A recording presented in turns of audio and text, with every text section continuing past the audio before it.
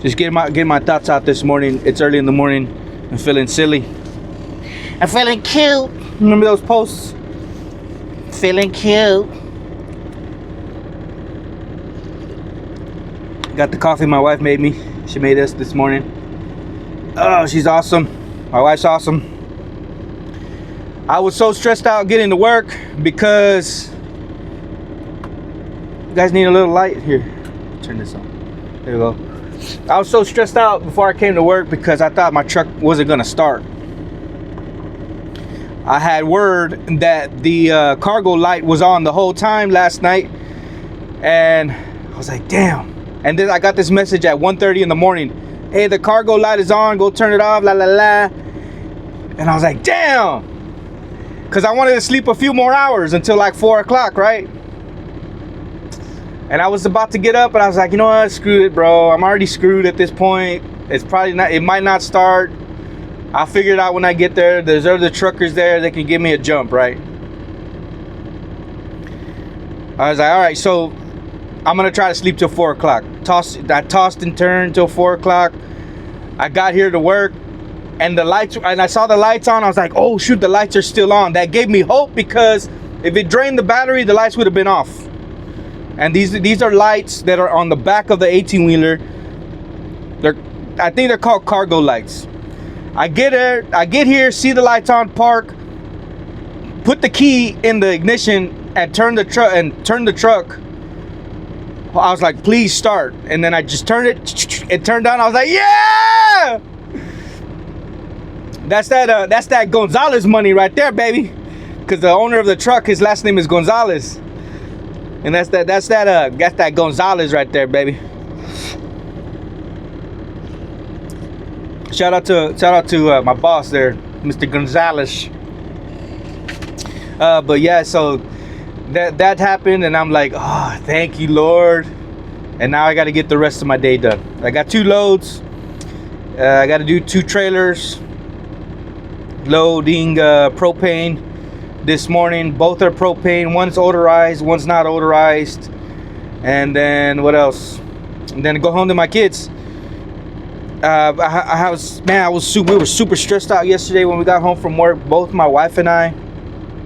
And this morning, before going to work, we were just like, sorry, you know what I mean, to each other, because we were both stressed out from coming home from work. You know, it's just one of those days, you know.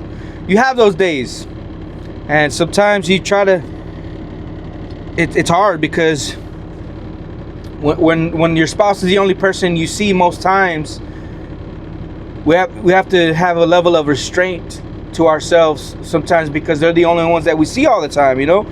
It's not like we can take it out on it's not like we can always just try to take it out on the store clerk, you know what I mean? They're not always going to be readily available, you know what I'm saying? But and I'm just saying, like, that's just how marriage is, you know what I mean? Sometimes you're stressed out because of work, and you know, you're stressed out because of work, you know what I mean? It sucks because your spouse is the only one there that you could take it out on, which I do not advise to do. Like, don't take it out on your spouse, you know what I mean? Figure it out. Like, go work out if you need to. Leave the house. You know, go to a quiet place. Go to a park. You know what I mean? Do whatever you got to do. Play an instrument. You know, go to the other room. Whatever you got to do to cool down. Like, one thing that has helped me in the past is, before I go home from work, on the drive home from work, I try to reset. Like, okay, all this stuff has gone on to me throughout my work day. Reset. Read the Bible. Tell myself, like, look, we're going home. All this stuff happened at work. Don't take it home. Do not take it home with you, because it's gonna affect your marriage if you do it every day. And I'm talking from experience. And this is one thing that my wife told me. Like, look, this is what's happening. You're coming home from work, and you're taking it out on us. And ooh, that was a hit to the chest. Like, dang, I am doing that. You know what I mean? And that's when the point comes to where you're like, okay, am I gonna change this, or am I gonna keep this the same? You know, and keep my marriage like this. So it's very important to listen to that feedback and change it. You know what I mean? So that's that there. And yeah, man, I was working on some jokes, thinking about some stuff that I could say at an open mic on the way to work this morning too. Just recently I had a show that I put on and hosted. Learned a lot, definitely, with hosting and producing. Two separate things, like trying to wear those two hats at the same time. It's very difficult. To begin with, like I haven't really had a lot of experience watching how hosts do it. And a lot of those three comedians that were there, Lito, Javi, and Tina, all three of them were giving me pointers. Look, this is how you do. This is how you host. You can check out these examples, this and this and that. Very helpful. So we'll see what happens in the future. Also, I'm taking the podcast on the road. My Corpus Christi Originals podcast on the road, meaning mobile, meaning going to people's houses or going to coffee shops and stuff like that. Taking, wireless mics, stuff like that to just interview, talk to people.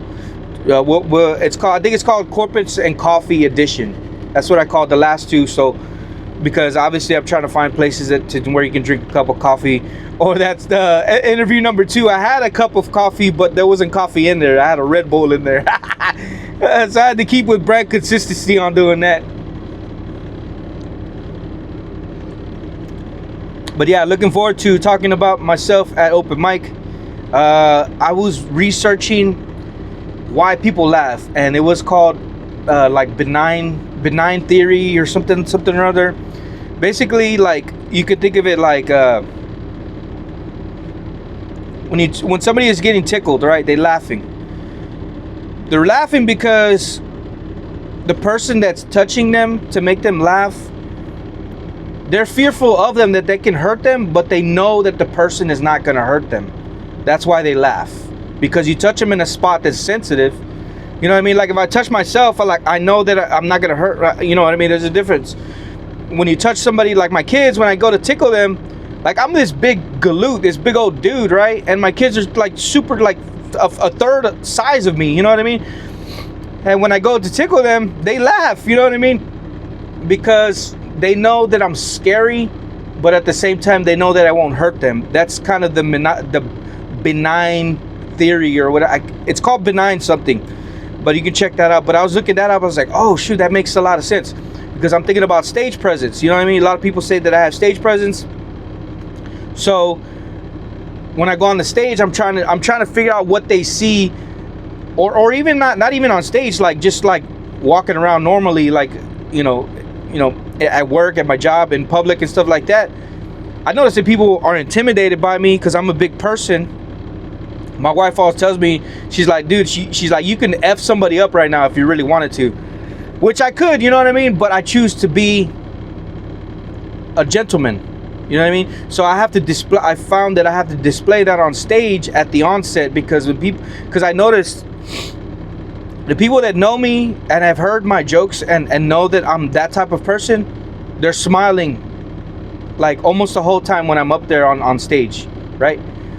But the people that don't know me, I can see frowns in their face, like ugh, you know what I mean? And I first I thought that was like, oh, maybe I'm just not funny, or it's like I took it as rejection. But it's like, no, maybe what they're seeing is not matching what you're saying.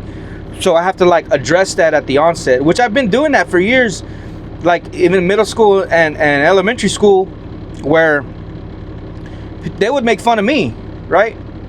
But then I learned to like turn it on them to make fun of myself first before they can do it for me.